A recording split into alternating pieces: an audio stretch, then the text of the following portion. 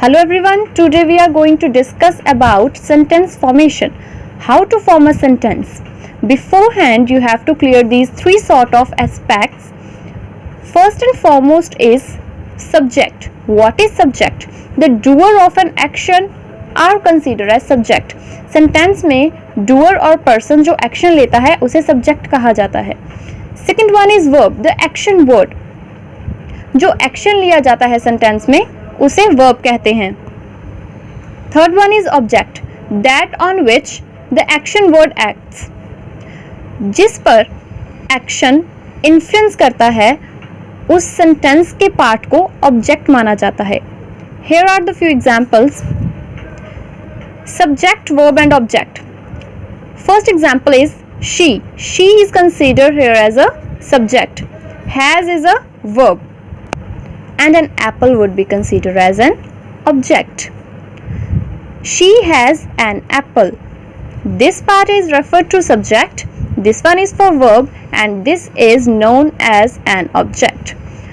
Another example is these girls sing sweet songs. Subject, verb and object. All children love ice cream. All children, subject, love, verb, ice cream is object.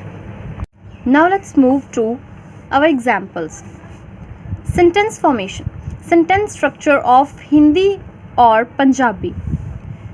Hindi और पंजाबी में जो sentences बनाए जाते हैं उनकी formation कैसे होती है और उन चीज़ों को हम इंग्लिश में ट्रांसलेट कैसे कर सकते हैं.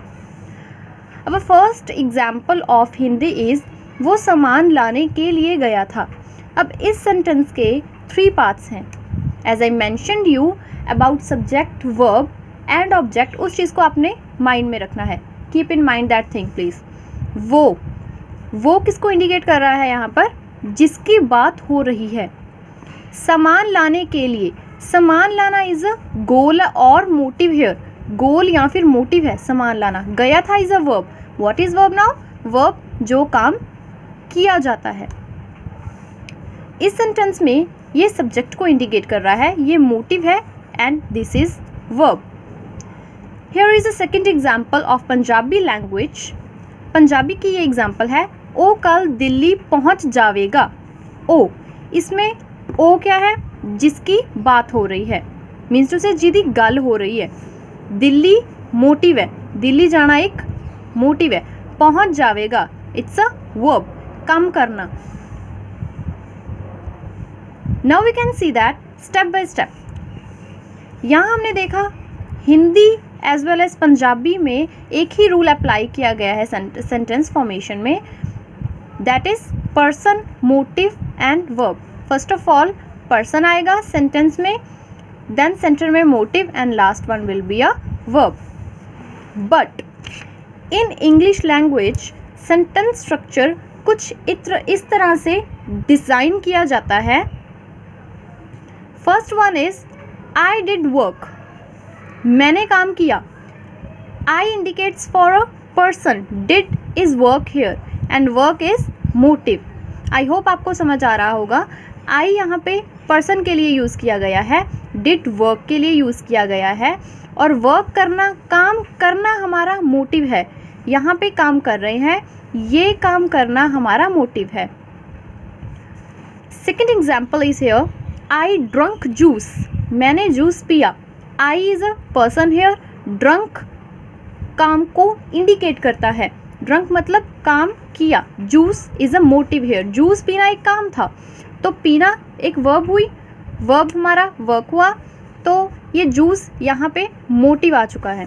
We played football. हमने फुटबॉल खेली. We is a person here. Played work, football is motive. अब हम इंग्लिश का sentence structure step by step करेंगे. अब हमने मेंशन्ड अबव क्या किया था?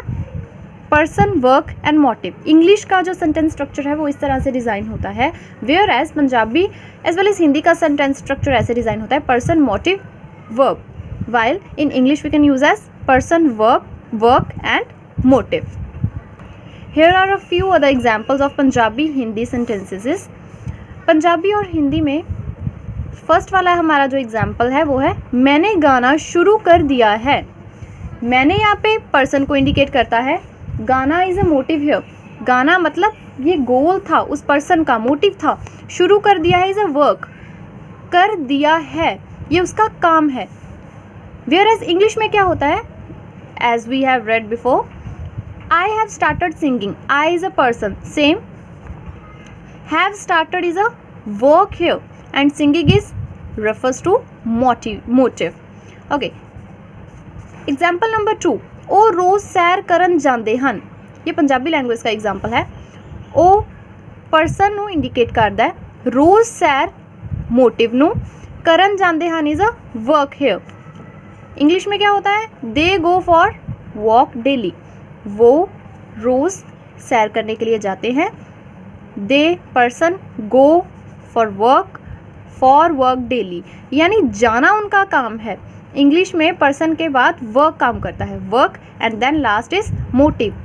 वॉक डेली, डेली घूमना मोटिव है, जाना वर्क है एंड दे पर्सन को इंडिकेट करता है। I hope you like my video. Please do subscribe and share my channel as well. Thank you.